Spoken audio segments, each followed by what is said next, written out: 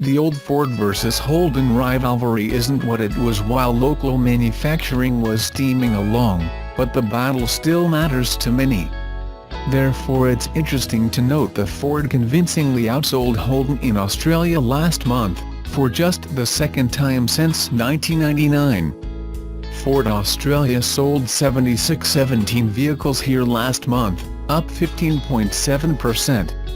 This compares to Holden with 6917 units, down 6.6%. This result hasn't exactly come out of the blue.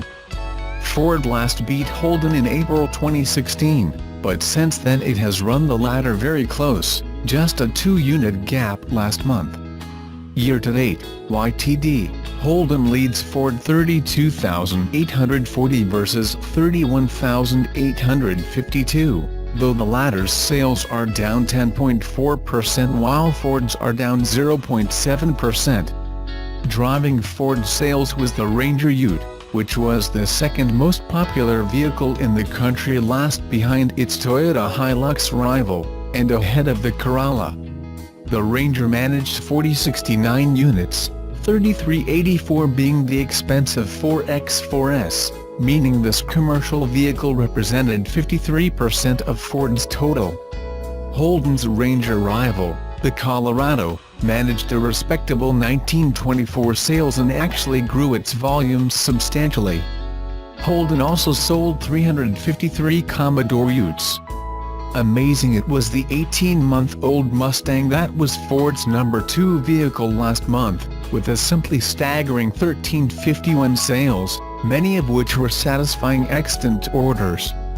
To give some context, this is more sales than the Honda Civic or Subaru Forester, neither of which are rivals, but both of which are more conventionally mainstream. Holden's answer to the Mustang in lieu of the Camaro is the Australian-made Commodore, which managed 1841 sales, down 18%.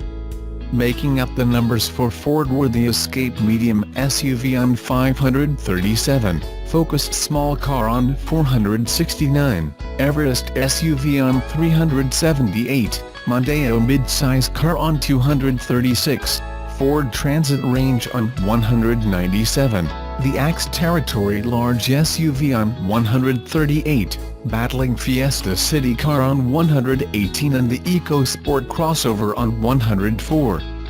Ford also sold 12 Falcon sedans and 4 Utes, with stocks now basically gone.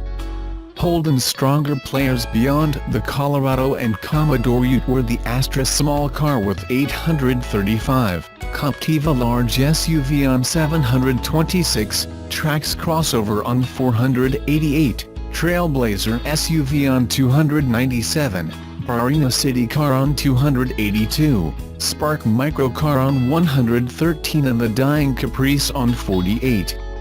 All this being said, Holden is launching a heap of new cars by 2020 including the Chevy-based Astra sedan, Opel-based Commodore hatch and wagon, plus the desperately needed Equinox and Acadia SUVs. Ford's plans included a revised EcoSport this year, plus the Territory replacing Endura next year and probably the new generation Fiesta, albeit not confirmed.